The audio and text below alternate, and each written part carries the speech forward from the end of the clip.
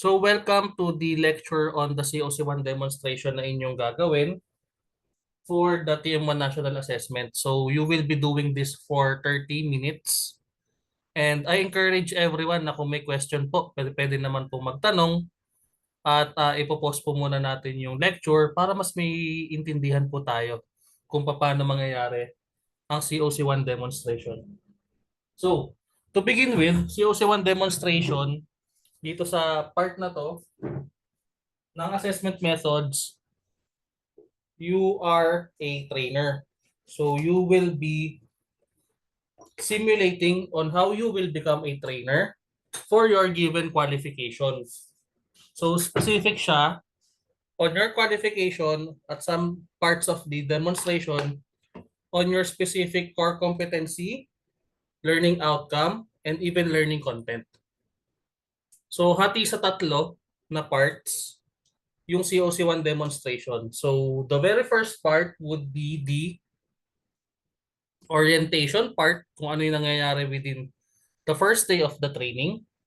Second part would be what we call a training proper, kung ano yung nangyayari during a regular day on our training.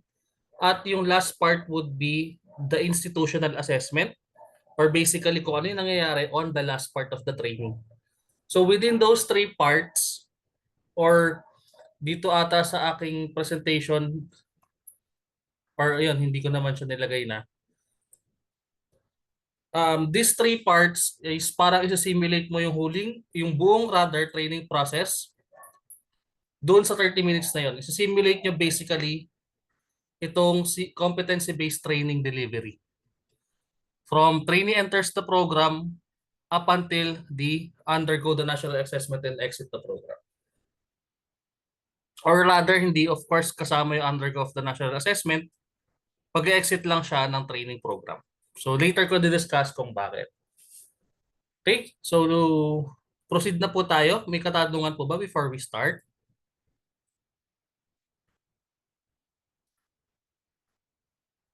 So apat yung ipe-present ko po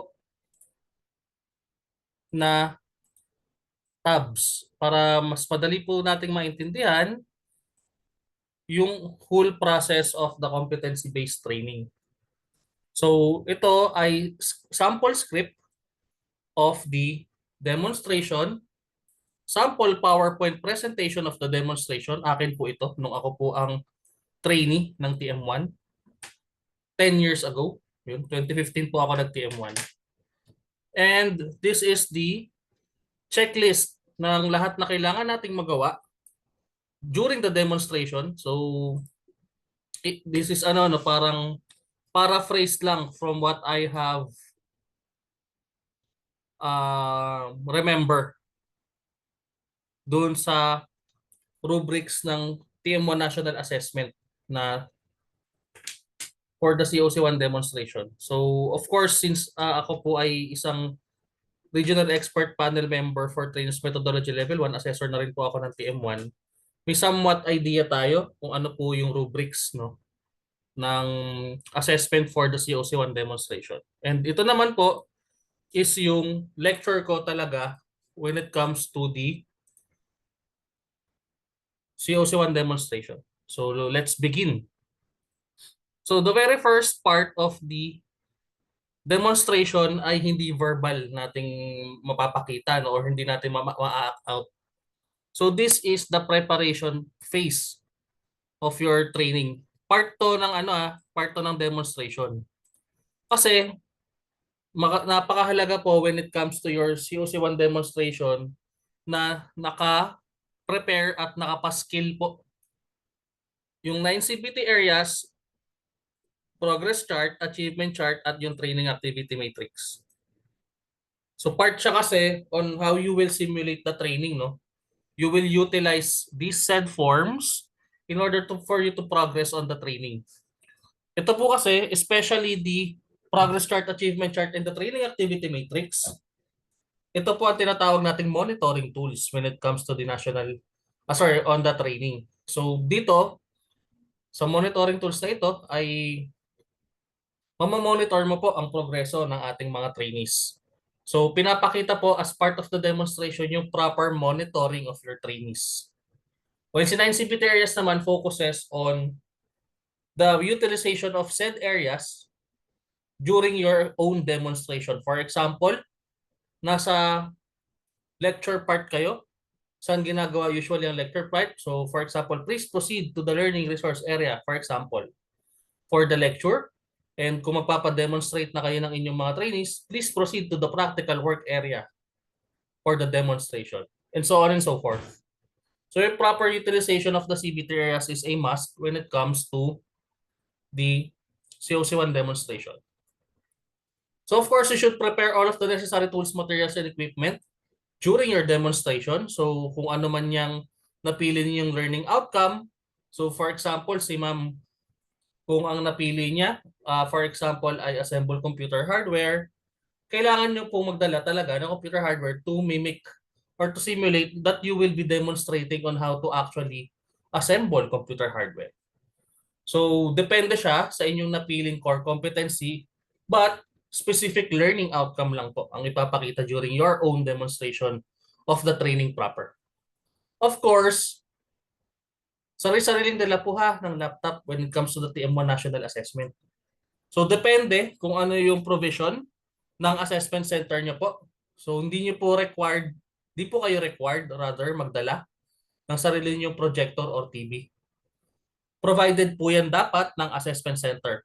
But in the event that you did want to, no, kasi gabay nyo na yung connectivity between your own laptop and your own projector, pwede naman po magdala.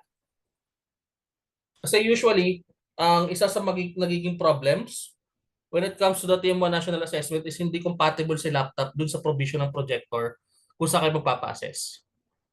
So usually, dapat may connectivity ng HDMI, High Definition Multimedia Interface, ang inyong laptop. Kasi usually, yun ang provision sa projector nowadays at dun sa TV. Yan po ang madalas ginagamit. So, kung meron kayong provision na HDMI, I see no reason kung bakit tayo hindi magkakaroon ng magandang connectivity between your laptop and the projector. Any question so far? Okay. So bakit mahalaga na sabi naman ni sir hindi naman part to verbally or mapapakita physically, no? Bakit siya part ng demonstration na 30 minutes? Eh, hindi pa naman part to nung talagang pag-orient. Hindi pa naman start to nung mismong demonstration. Kasi meron siya sa rubrics. Okay? So, may checklist po kasi basically ang COC1 demonstration. So, kailangan ma-hit mo of course, yes, lahat. And part of that would be to prepare appropriate training facilities resources based on the session requirement. Meaning to say, facilities. So these are the 9 CBT areas.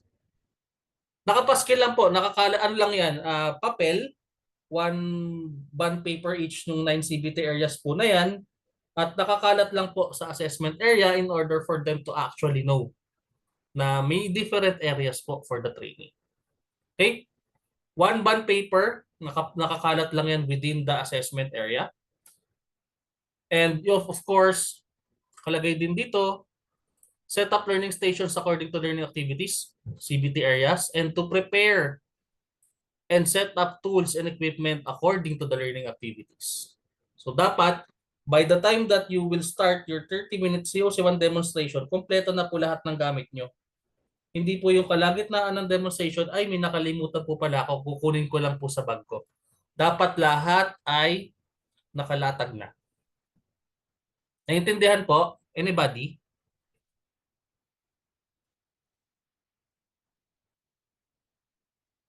Okay, let's continue na lang. So next is you will proceed with the orientation, no, of your COC1 demonstration.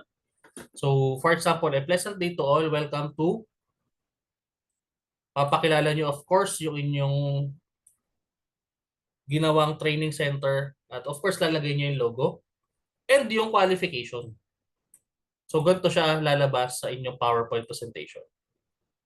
Welcome to, ito yung sample na center, Gemalin Manpower Training Center Incorporated. And the course or the program or the qualification, papakilala mo rin siya. And of course, magpapakilala ka bilang trainer. Okay? Next. So of course, since this is a simulation of the proper conduct or facilitation of the learning session, magpapa-attendance ka. So you have to administer attendance. By the way guys this is the part na kung importante kung bakit ko kayo pinag-pair up. Kasi pagka nagde-demonstrate kayo for COC1, may kausap po talaga kayo. No? Meron kayong trainee. Naintindihan po? Mag-pair up na po kayo yung mga magkaka-qualification. Mag-pair up na po kayo kung sino yung magpe-pair-pair.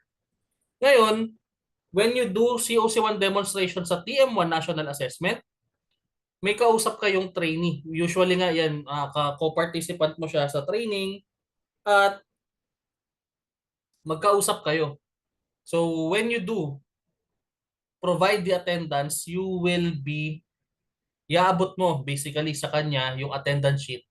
At yung trainee mo na partner mo, kailangan isi-simulate niya na nag-fill up siya ng attendance bago mo kunin sa kanya. Naintindihan po yon? Sagot naman po, please. Yes, sir. Yes, sir. So mahalaga po na may pair up po kayo when it comes to the COC1 demonstration, even on practice. Gawin natin next week pagka nagsi-COC1 demonstration, kunyari, itong training na to, yung kapartner niya, sumasagot talaga sa Google Meet. Kahit hindi kayo magkasama physically, sumasagot po talaga dapat. So, for example, nagtatanong si trainee that, do you understand? Sasagot dapat yung partner mo ng yes.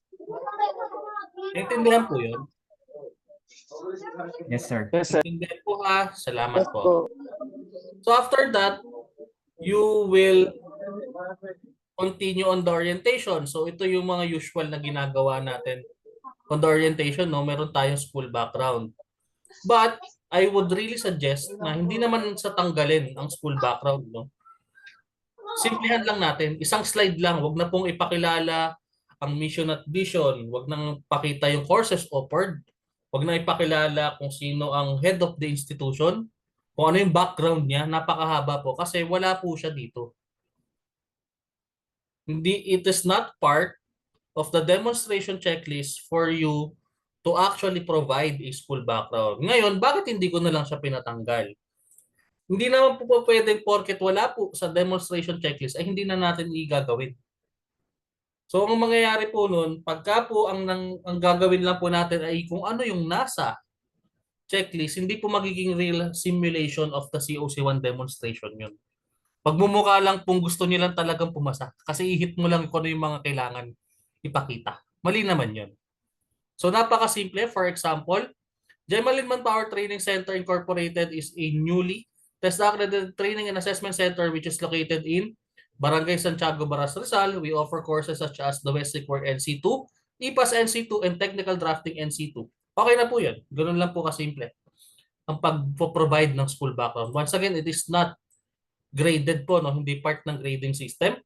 Ang pag-provide ng school background. Pero wag naman po tanggalin. Kasi necessary naman po siya. So next is you will provide a short facility tour. Okay, to familiarize yourselves with the areas here in the training center, let me show you where the center's layout is. I know most of you want to know where the restroom is. So it is on the right beside the practical work area, etc. So ang gagawin ninyo, papakita nyo yung workshop layout. Of course, meron na kayo niyan by now kasi meron na kayong maintain training facilities. Kahit kumuha na lang po sa internet kung wala pa pong, hindi pa po nakakagawa ng sariling workshop layout, as long as, sinabi ko rin to the last time, meron nung 9 CBT areas dun sa workshop layout ninyo. Okay? So, as an example of the facility tour, so Right now, we are at the computer laboratory. Nasa likod po natin ang restrooms for both male and female. On our left would be the institutional assessment area and the practical work area, which usually doon po nangyayari ang demonstrations, and the trainer's resource area. Sa pinakadulo naman po, ang ating knowledge-based na areas. So that includes the learning resource area, contextual learning area, and the distance learning area. No, nasa kabilang dulo naman po is the support service area. Ganun lang po kasimple, mag-facility tour. Tapos of course, since may nakapaskel na 9 CBT areas, within kung nasan kayo nagde-demonstrate, turo mo na lang. Kung nasan nakapaskel, kunyari, ang institutional assessment area, ituturo mo. Practical work area, ituturo mo. Learning resource area, ituturo mo. Naintindihan po, guys? Yes, sir. Okay, salamat po. So, after you do the facility tour, before ka mag-proceed with the orientation, kung ano yung mga kailangan mo pakita during the orientation, magkakaroon tayo ng pre-training assessment. So kung inyo pong mapapansin, ito pong pre-training assessment ay nangyayari din po sa ating training. So before even the training starts, sabi ko mag-pre-test po kayo. So anong purpose nun?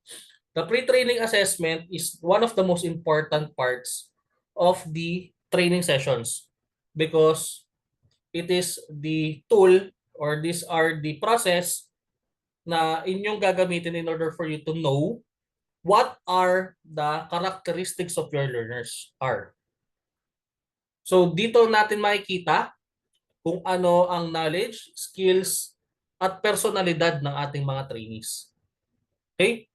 So for example, to effectively facilitate and guide you throughout the learning process, I need to know a little bit about you, your background, your skills, experiences, if there's any among other things. Okay? So, part po kasi ng CBT process flow is to determine the needs of your trainees. Dito po yan. Identifying training needs. So, in the event na for example, ito yung qualification mo ha. Tapos, for example, dalawa lang yung core competencies mo. Tapos, na-validate mo through the means of the pre-training assessment tools na inyong ipapasagutan sa kanya at na-validate mo nga, kaya na niyang gawin to. Ituturo mo pa ba sa kanya yan? Hindi na po. Magpo-focus na lang kayo dun sa hindi pa niya currently na-attain na knowledge at skills. Under principle number 8 po yan ng competency-based training na the system allows recognition of prior learning. Ibig sabihin, if the prior learning of your trainees is in accordance to the standards of the competencies and of the qualification, for example, kaya na niyang gawin ang isang core competency kahit hindi mo na ituro sa kanya, at na-validate mong kaya niya at up to standard yung kanyang knowledge at skills, there is no real need for you to teach them that particular competency. Naintindihan po yun? Anybody? Anybody? Baka po Yes kasi, po. okay. Klaro naman ha, pwede po magtanong kapag ka po may katanungan tayo.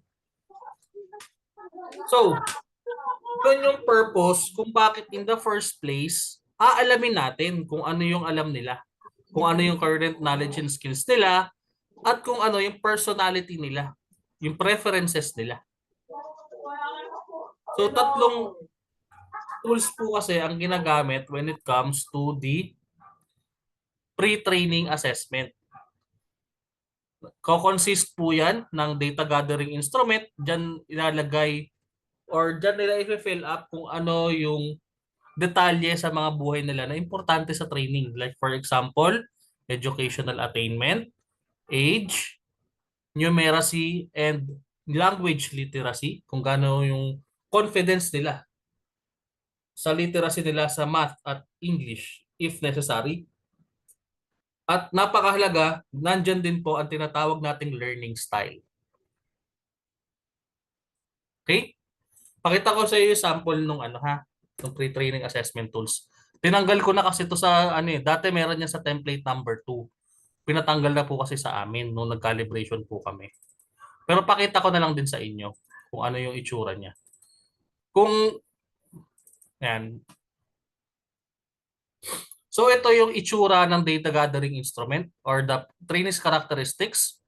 So magfi-fill up ang inyong mga trainees kung ano ang kanyang language literacy and numeracy averages, kung gaano siya ka-confident, no, sa kanyang pagiging proficient sa English at sa math, cultural and language background, kung ano yung ethnicity at kultura niya. At it may affect, no, sa pag-undergo ng training natin kung ano ang kultura at ethnicity or even religion of your trainees. Okay?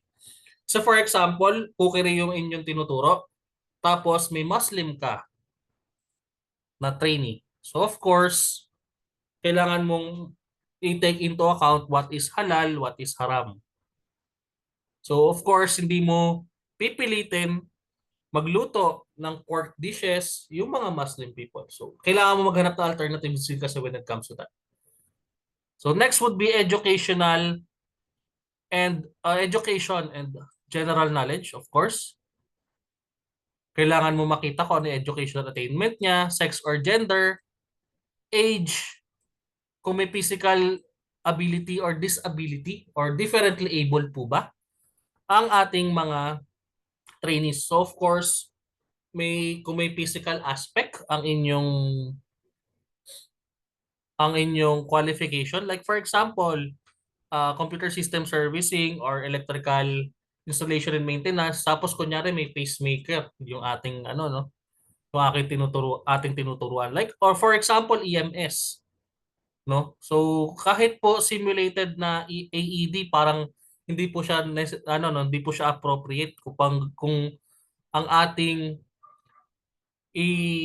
gagawing model for the AED. So parang delikado pa rin siya no, kung may pacemaker ang kunyari na inyong imo-model for AED and so on and so forth. It may seem not necessary for some of the qualification, but some other qualifications po kasi napaka-importante po ang abilidad at disabilidad ng isang tao or trainee. Next is the prior experiences of your trainees, may it be trainings, previous learnings, or work. Kailangan mong alamin yan. And lastly, napakahalaga, learning styles. Kasi dyan magbabase kung ano yung magiging epektibong training delivery mo sa kanya. Ito yung pinaka-importanting part nito in order for you to actually do the session plan. Kailangan mo malaman kung ano yung epektibong way mo kung paano magturo based sa kung ano yung epektibong paraan kung paano sila matuto. So yan yung laman ng data gathering instrument pa lang po ito ha. Isa pa lang po ito sa 3 pre-training assessment tools. Secondly, merong self-assessment checklist, that can determine the current knowledge current skills of your trainees. So ito ay tatanungin ng mga trainees ang kanilang sarili kung kaya na ba nilang gawin ang mga competencies, may it be basic, common, or core. So usually, yung pinapagawa ko dito, kung mapapansin ninyo, naka-check yes lahat maliban doon sa napili niyang core competency. Para ang magpo-focus ka na lang on your COC1 demonstration or sa inyong even the session plan, di ba isang core competency lang ginawa niyo ng session plan, ay yung bagay na hindi pa niya alam. So assumed na lahat ng competencies ay alam na niya, kaya naka-check yes yan, maliban doon sa core competency i-demonstrate ninyo. Kaya yun, yung i-demonstrate ninyo. Naintindihan po yun? Yes po. Lastly is the pre-test. So si self-assessment checklist, kaya siya tinawag na self-assessment. Ia-assess po niya yung sarili niya kung kaya na niyang gawin itong mga bagay na to sa skills. Si pretest naman will determine their current knowledge when it comes to your qualification. So may pretest po ako dating pinapalagay. So tinanggal ko na lang siya sa inyo kasi hindi na raw po necessary. Sabi nung nag-calibrate po sa amin for TM1 na assessment. Okay? Pero usually yan, may pretest naman that can determine the current knowledge of your trainees. So, three-pronged ang pre-training assessment tools. Tatlong bagay ang kailangan mong pakita.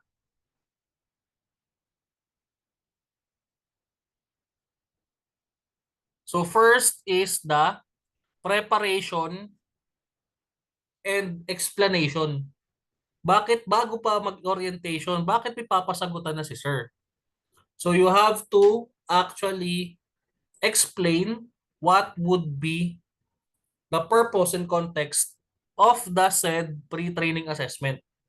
So ito siya, no? To effectively facilitate and guide you through the learning process, I need to know a little bit about you, your background, your skill experience, if there's any, among other things. So please accomplish these tools, the data gathering instrument, self-assessment checklist, and the pretest. This will help me measure the level of your knowledge and learning.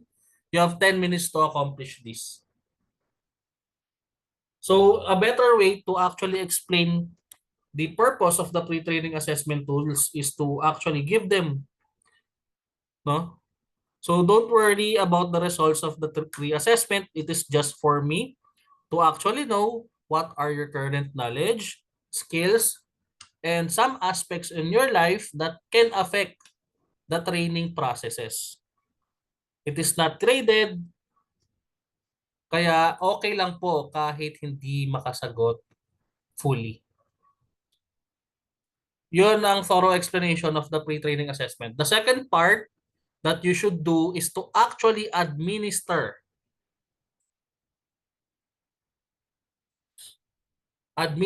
Ipapasa nyo po talaga sa kanila ang pre-training assessment tools. So may hawak kang papel, ipapasa mo dun sa partner mo na nagsisimulate na trainee mo, ipapasagot mo sa kanya talaga. Of course, hindi mo uubusin talagang 10 minuto, but you have to give time in order for you to simulate that you are administering the pre-training assessment tools and your partner actually is answering it. Kahit po hindi totoong nag-answer siya. Kahit yung papel, may hawak lang siyang ballpen, kunyari nag-check lang siya. So after 30 seconds, kunin mo na pabalik.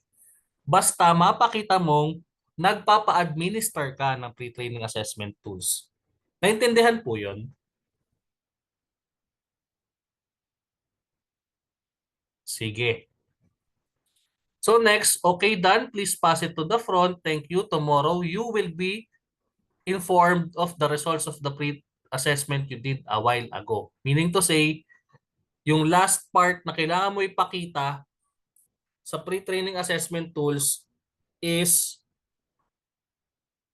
the feedback of the results of the pre-training assessment tools. Ngayon, dito sa script ko kasing ginagawa, nangyayari siya after the orientation pa.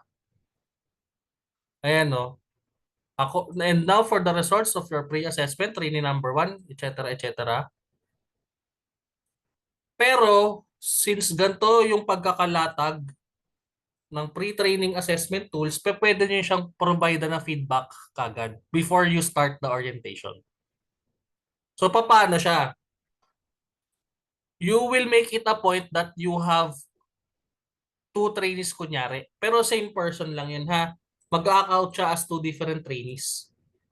So, sa training number 1, magpo-provide ka na kunyari ng feedback. Okay, so I have already checked your pre-training assessment tools and the results of your pre-assessment indicates that training number 1, according to the data gathered from the instrument we used, you have prior learning for example lang, draft architectural layouts and details. So, since you are already capable on drafting architectural layouts and details based on these pre-training assessment tools, kindly provide evidences that you are already capable to draft architectural layouts and details. While trainee number 2 is not yet knowledgeable on the whole qualification. So basically, you will start from the beginning of the course or qualification and we go from there na lang po. So before we end this session, we may ask if you have any questions. If none, I'll see you tomorrow for the etc. So pwedeng ito ay ilagay mo before ka mag-training proper or immediately pagkabigay mo or pag-administer mo ng pre-assessment para hindi mo na makalimutan. Okay? Basta ang mahalaga, 3-prong po kasi ito. Ayan o. 1, 2, 3.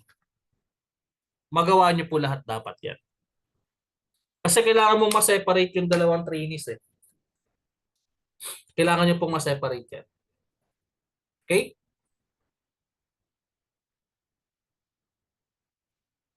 So next, after you do the pre-training assessment, you will continue on the orientation. So back to the PowerPoint, meaning to say the whole orientation ay guided naman kayo dun sa PowerPoint presentation. Meron akong binigay sa inyo na template for the PowerPoint. Meron na po ba? Alam ko meron eh. Nakapagbigay na po ako. Parang wala pa, sir.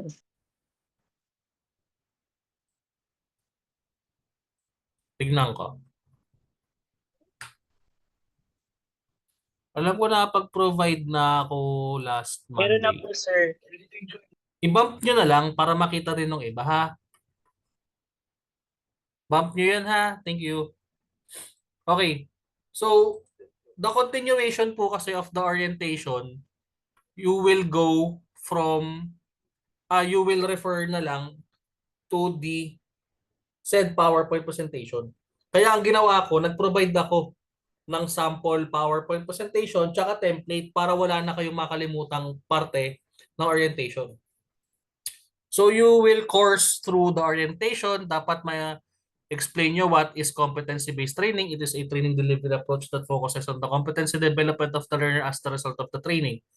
Why the competency-based approach? Because education and training must keep pace with the current technology and customer requirements. Tapos, pagdating dito, yan eh, another po kasi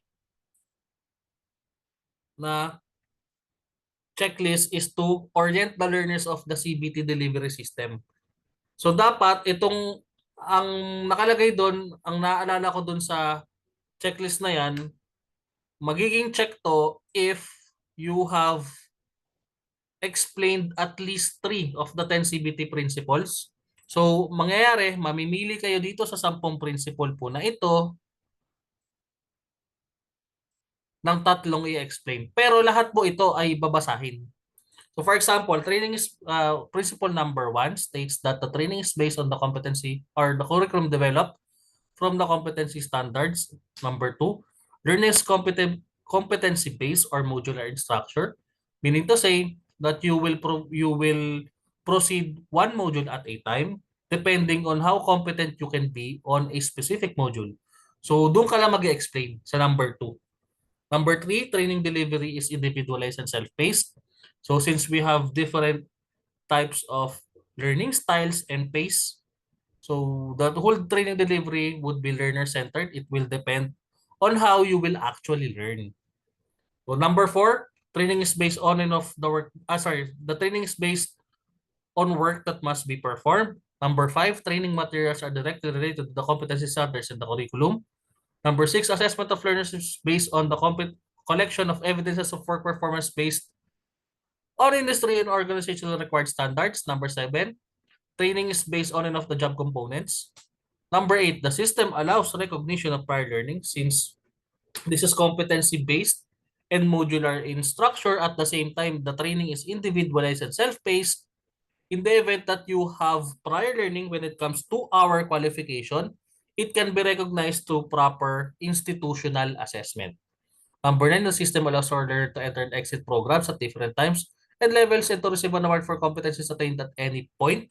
Number 10, approved training programs are nationally accredited. So meaning to say, ang ibig ko lang talagang ipunto dito, tatlo lang po yung kailangan nyo explain, pero babasahin nyo po lahat. Gets po? Yes, sir. So the other part of the orient the learners of the CBT delivery system is to actually explain the CBT process flow. So ito po yun. Familiar na ba tayo? Naturo ko na ba to sa inyo? Naturo ko na yan guys during the orientation. Sige, ganito. Kasi medyo mahaba i-explain talaga to, no? Siguro mga 5 minutes pa to i-explain. So para hindi na tayo mahirapan, proceed na lang kayo sa mga recordings. Marami naman ako recordings kung paano ko siya ina-explain. Kasi pag ngayon ko siya ina-explain, baka kapusin tayo ng oras. Okay lang po ba? Doon na lang po tayo doon sa recording mag-refer kung paano ko siya ina-explain. Okay, sir. Send ko mamaya yung recording. Tapos hanapin nyo kung saan ko siya nilagay. Okay. So after that, nakalagay dito, the next is use appropriate training methods na. Meaning to say, the next parts of your training is not necessarily important but course through mo na lang. Like for example, the role of the trainer and the trainees. So as the trainer, I will be your facilitator. I will facilitate on your learning. I will mentor you. I will manage your learning. And I will also be a counsel and an evaluator of your learning. Of course, I will assist you on your learning. I will plan your module, and during demonstrations, I will be a role model and an actor. Now, your role as a trainee naman po naman, sorry, nag-stutter na naman ako. Sorry. Your role as a trainee is to select what you want to learn and when you want to learn it, but you are also responsible for what you want to learn, when you want to learn it, and of course, how fast you want to learn the said competencies. So, under competency-based training, we will be utilizing what we call the competency-based learning materials. It is simply a well-designed and carefully developed learning materials that gives trainee detailed instructions to guide them throughout the learning process. It may be learning guides, assessment materials, workbooks, background reading materials, handouts, industry competency standards, organizational policies, procedures, or legislations. So specific for technical drafting NC2, we will be using these types of competency-based learning materials. For your individual study, we will provide you with the information sheet and the self-check. During demonstration naman, you will be provided either a operation sheet kung mag-ooperate po tayo ng equipment, task sheet for a simple task, or a job sheet for a whole process or a whole job kung na po ang ipapagawa natin. So of course, your performance would be graded according to the performance criteria checklist. So for our evaluation system, for the competency-based training, we only have two. Hindi po tayo numerical in nature, but our evaluation system is adjectival in nature. It's either you are competent or not yet competent. We focus on the word yet in order for the learners to actually give or makapag-provide tayo ng time for them to be competent in the future and have further mastery of the competencies. And of course, magpo-provide ka rin daw ng qualification overview of your qualification. So magpo-provide ka lang ng qualification overview. So papakilala mo lang si basic competencies, common competencies, and the core competencies of your respective qualifications. And that's it for the orientation. May katanungan po tayo. Any questions so far? Guys, wala pong tanong.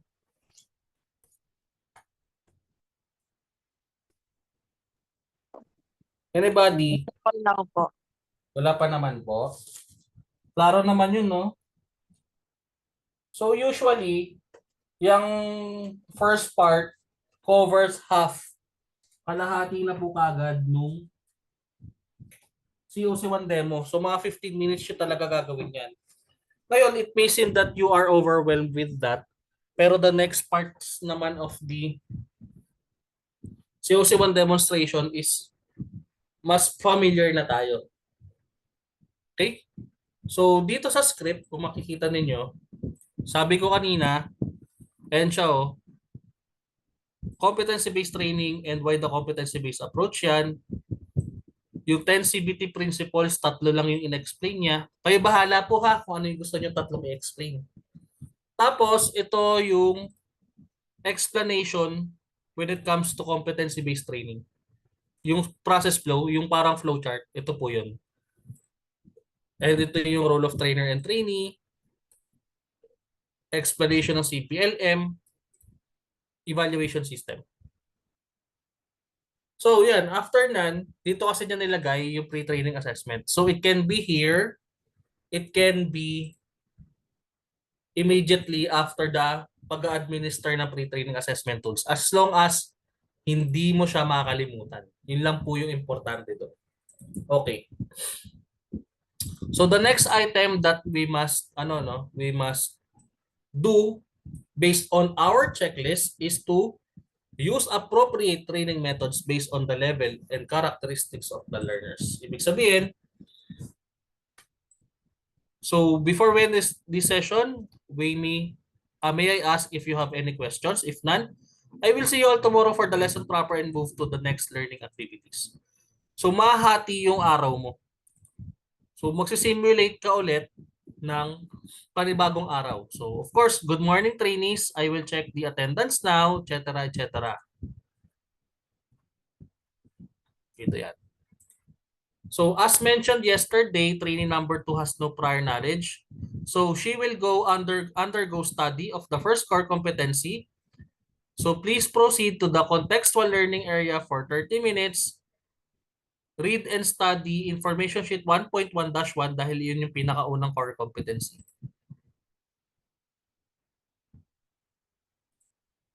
While si trainee number 2, ay nalito siya, parehas trainee number 2, no?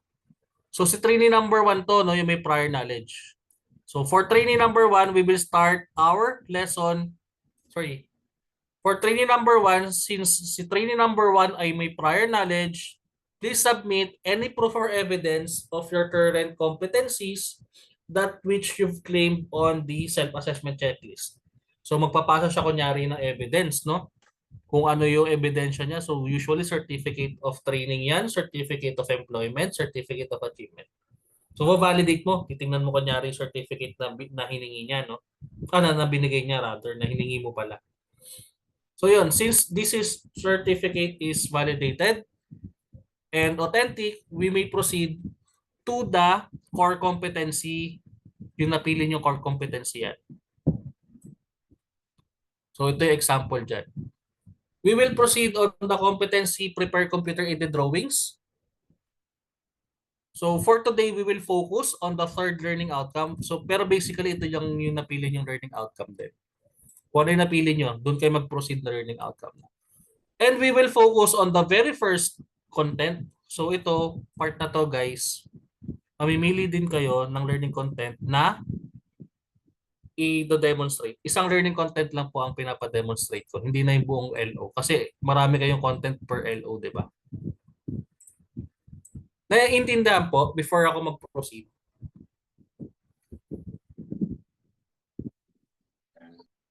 Yes po. Guys.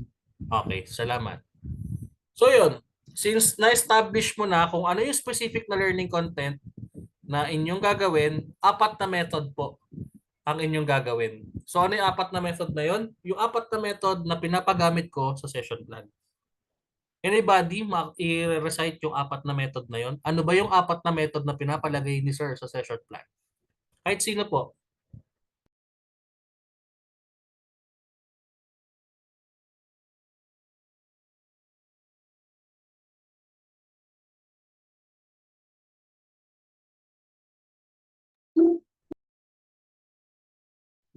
Sabi ko nga ako na eh. Joke lang po. So the four methods are individual study, lecture discussion, video presentation, demonstration. So yun. Usually ang nauna, as mentioned ko sa inyong mga session plan, is the individual study. Okay? So for today, we will start on the core competency, kung ano yung core competency na napili mo, learning outcome na napili mo, at yung learning content na napili mo. So first, we will have the individual study. Please read information sheet kung anong number information sheet yon, and answer the self-check and compare answers to the answer key right after. Sounds familiar? Kasi yun yung nakalagay sa session plan. Naintindihan na po yung purpose ng session plan? Guys? Naintindihan na po ba? Ito yung sinimulate nyo dyan eh. Technological applications and events. So, under the second part of your COC1 demonstration, you will really do the methods. Actually to, hindi siya nakapaglagay. Dapat may video presentation pa to. Okay? Naintindihan na po? Nagme-make sense yung session plan dahil sa demonstration na? Hello po. Yes, sir.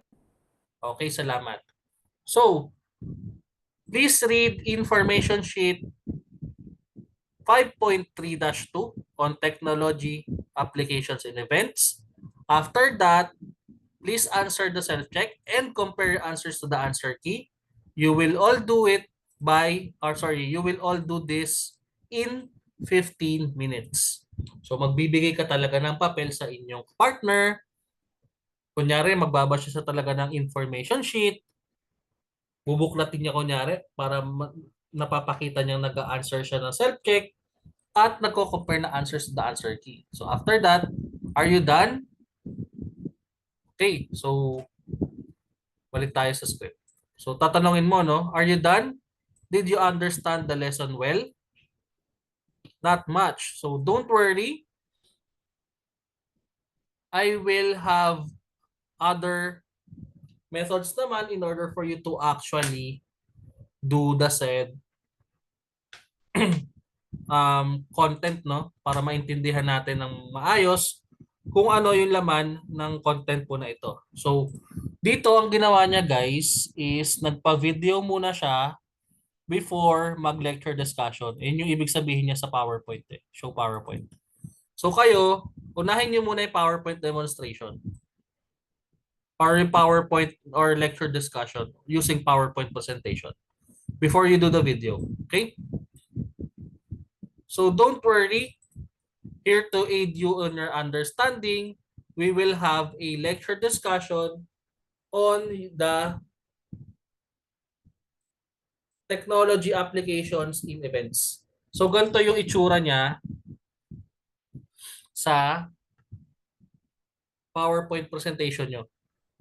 Magbigay lang siguro ng mga 3 slides or ang ginawa ko dito 1, 2, 3, 4, 5, 6, 7 lang po na pages or slides for the PowerPoint.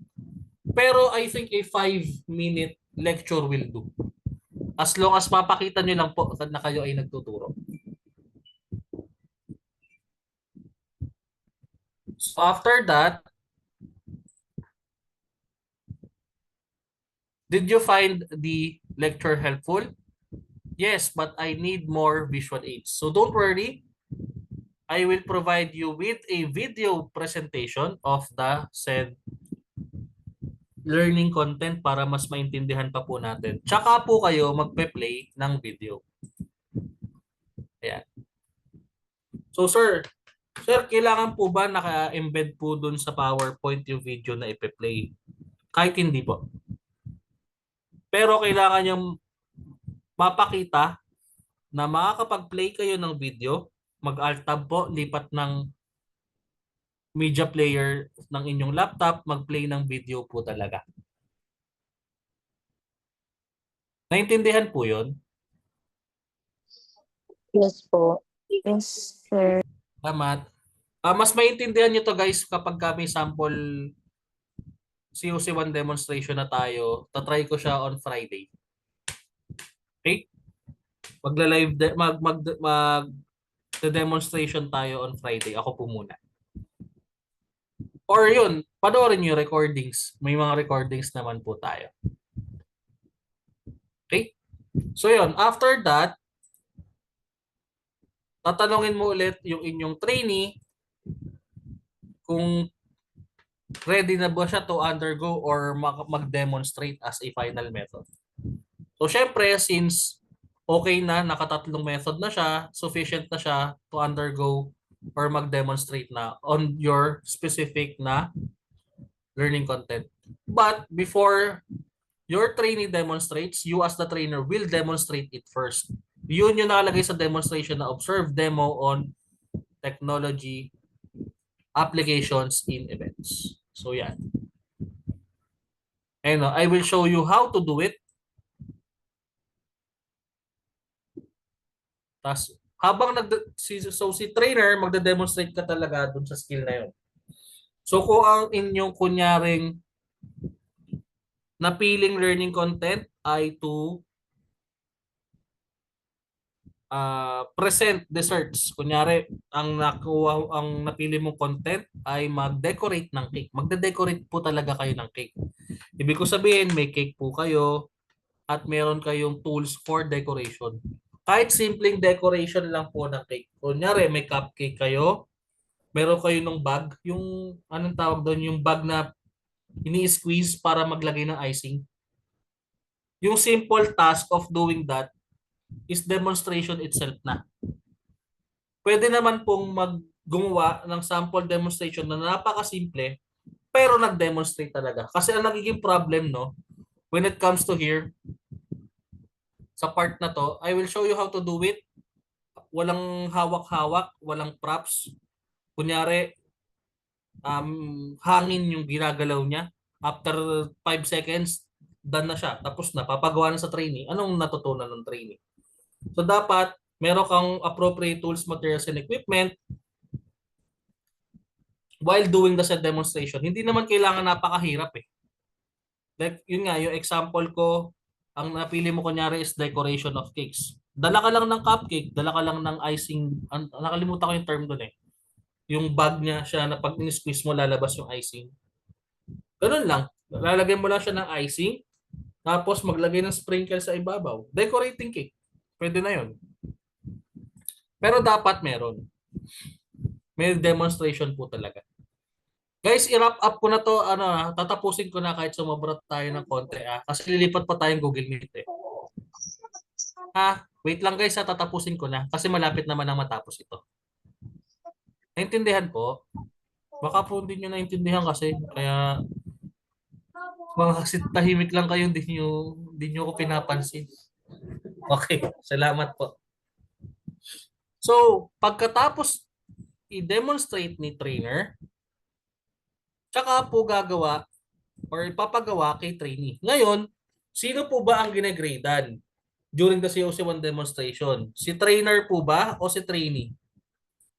Ikaw po ba or partner mo? Si trainer po. So dapat, ito ang ginegradean, di ba? You as the trainer. Tama po? So while your trainee demonstrates, it is necessary that you will simulate na ikaw ay nag-oobserba sa inyong trainee at may chine-checkan ka kunyaring checklist. Bilang ikaw po ay nagre-rate ng kanyang performance. Naintindihan po?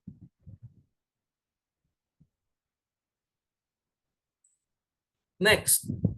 After that, you will provide, nakalagay dito, no, refer to performance criteria checklist.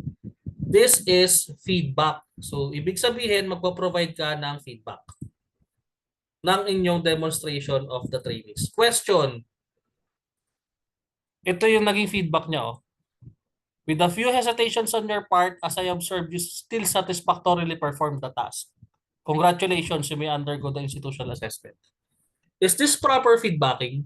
Nakapag-provide ba siya ng feedback? Anybody? No po. So this is not feedbacking, no? This is just congratulations. This is just the trainer saying that you have satisfactorily performed the task. So congratulations. So the way we do feedbacking po guys is three-pronged. Ang tawag po sa practice niyan is the sandwich method. Si sandwich method po, you will provide the feedback with the positive aspects of your feedback. Ano ba yung nagawang tama ng inyong mga trainees? Then, you will proceed with the areas for improvement ng inyong mga trainees. Ano yung mga bagay na kailangan pa niyang i-improve? And lastly, you will provide recommendations on ways to improve. So for example, magsasample na lang ako based on my qualification, technical drafting, and C2. So for example, nag-CAD siya. Okay, so based on your demonstration performance, I have noticed that you have an adequate or adept understanding and knowledge of drawing proper geometry. So you have managed to pull the commands well, you did it all well. However, so yun yung positive points ha.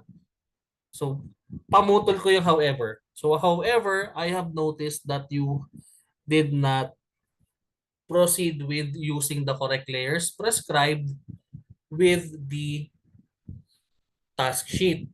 So, but since this is based on the next learning content naman po, you will learn how to use or utilize layers in the future. So that would be the areas for improvement. Nag-provide ako ng kahit maliit na area lang for improvement at nag-provide ako ng recommendation. So we will further discuss the layers as a content on the next part of our session. So ganun mag-provide na feedback guys. You will provide the positive points first, then you will provide the areas for improvement, and you will provide recommendation for the said areas for improvement. Naintindihan po? Yes po. Okay. So, ang mangyayari dyan guys, since satisfactorily performed nung trainee mo yung task, pwede mo na siyang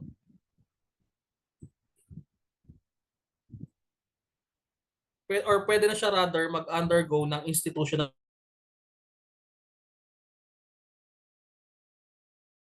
early. So, institutional assessment is here. So meaning to say, si trainee enters program at ang buong ito yung parang first part, yung tinuro ko. Orientation, pre-training assessment tools. Next naman, trainee selects competency and receive instruction. Ito yung training.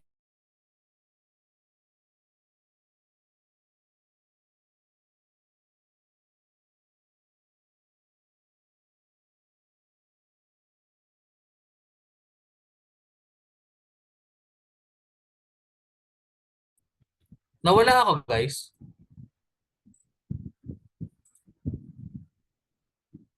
Nawala ako guys. Yes, Yes, po, sir. sir. Nawawala. Yes, sir. Saan natigil? Doon sa second, yung sa second part Dito po. yung sa, Saan ako nawalang part dito nung ina-explain ko to? yes po, doon sa second part So as mentioned earlier, this is the first part of the COC1 demonstration. Nandiyan yung orientation, yung pre-training assessment tools. Establish na natin yan. So this part is the training proper, nakapag-select siya ng competency at nakapag-receive siya ng instruction. So ganito niyo siya tignan. Si Read and Review Learning Package is the individual study. Yan yung information sheet, self-check, and answer key. Si Viewing of the Multimedia Materials, yan yung video presentation. Yung usage of manuals, tsaka of course, multimedia presentation pa rin naman yun. Yung lecture, dito siya sa part na to. Tapos, ito yung demonstration. Itong tatlong to. Observation, observe, demonstration, practice of the skills, pag siya na yung magde-demonstrate, at makakapag-provide ka pa ng feedback sa kanya. So, ito yung training proper. Tapos, ito yung demonstration pa rin yan. While the trainee attempts the task, you will observe their performance. And if you deem satisfactorily performed yung competency na yon, pwede mo na siyang i-endorse to undergo the institutional assessment. Nakikita niyo yung proseso of the CBT process flow na ginagawa natin sa COC1 demo mismo.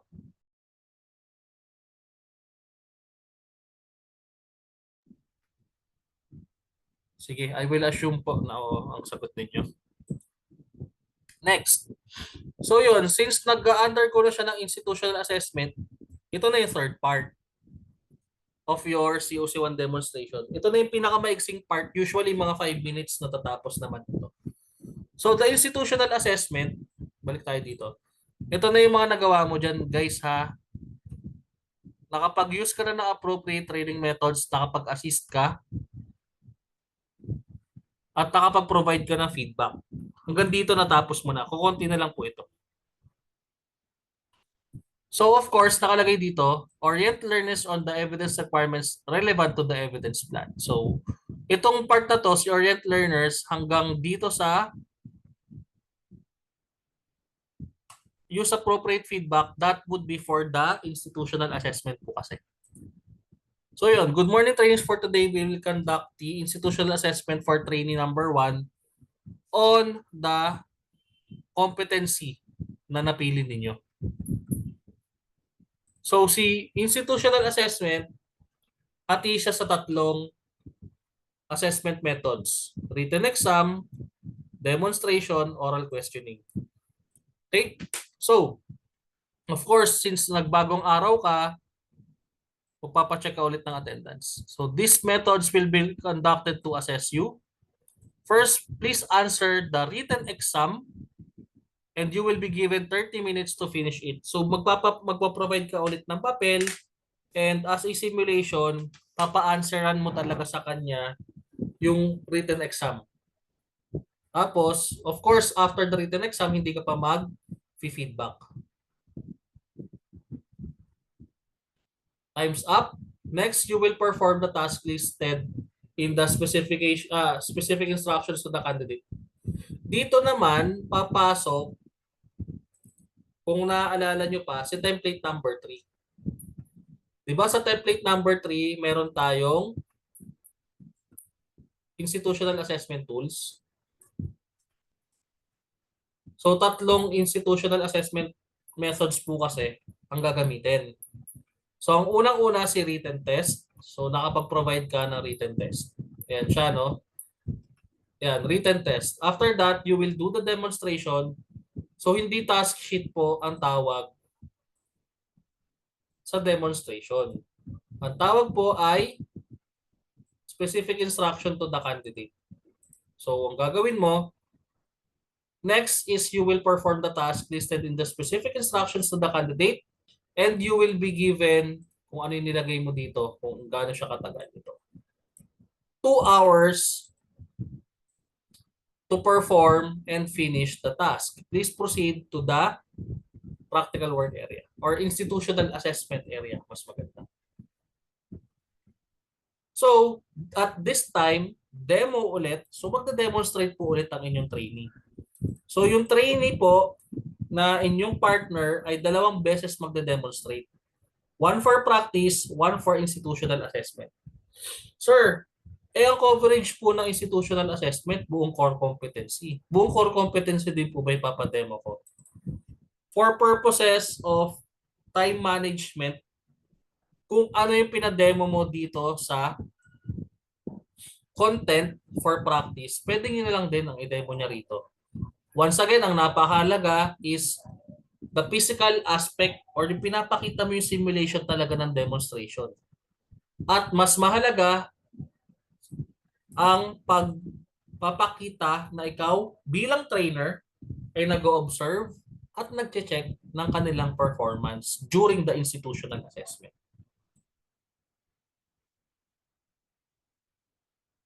Next, the last method would be oral questioning. Based on what you have accomplished, I need to ask the following questions to further determine your knowledge. Magtatanong ka. Nandito naman siya guys eh. 'Di ba?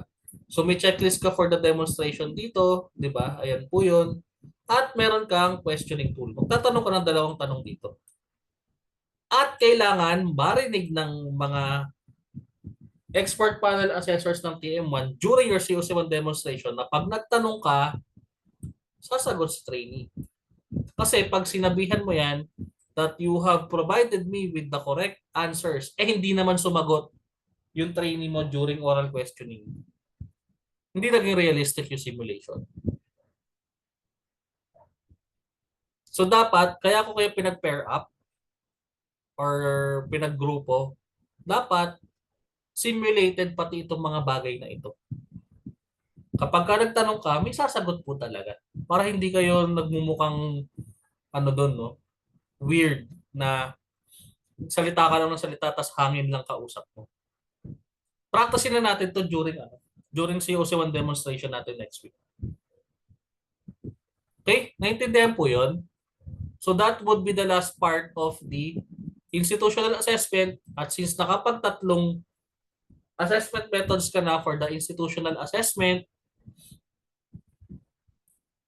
you will provide feedback na on the performances on the assessment method. So, for the written exam, you will provide feedback. Demonstration, I observed that you did not implement the OHS but you were able to achieve the objectives of the given task. Once again, ayoko po yung feedback na ito ang gamitin ninyo when you do your own feedbacking. I want you to make up your own. Lalong-lalo na ito, ayoko nang marinig ulit ito with a few hesitations on your part. As I have observed, you still satisfactorily perform the task. Huwag nyo na pong babanggitin yan. You make up your own feedback.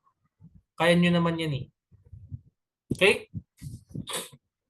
So of course, para mag-move yung or mag-progress yung inyong demonstration, pumasa siya sa institutional assessment. It is up to you on how you will provide feedbacking on all of the methods. So with these results, I consider you competent already. Dito sa part na to, may nakalagay na monitor learning activities. Ito yung part na pupunta kayo sa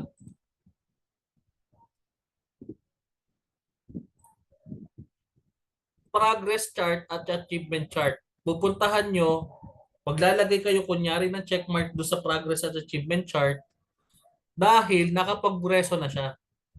Dahil nga po, pumasa siya sa institutional assessment. Doon mo malalaman na, last core competency mo na pala ito. Since this is the last core competency of bread and pastry production and C2, I will now recommend you to undergo the national assessment. Congratulations. You have finished the training program for this qualification. So natapos mo na siya. So nakapag-provide ka ng nakapag-gather ka ng evidences sa institutional assessment, nakapag-provide ka ng feedback. Then the last part is the training session evaluation. So kailangan daw meron kang appropriate training session evaluation instruments. So magbibigay ka talaga. Interpretation of the results and make adjustments. So ang papakita mo rito ay ito. But before you go, please answer this training session evaluation form. Administer mo siya. And they explain mo, this would help me in improving or enhancing the conduct of the training and the training sessions.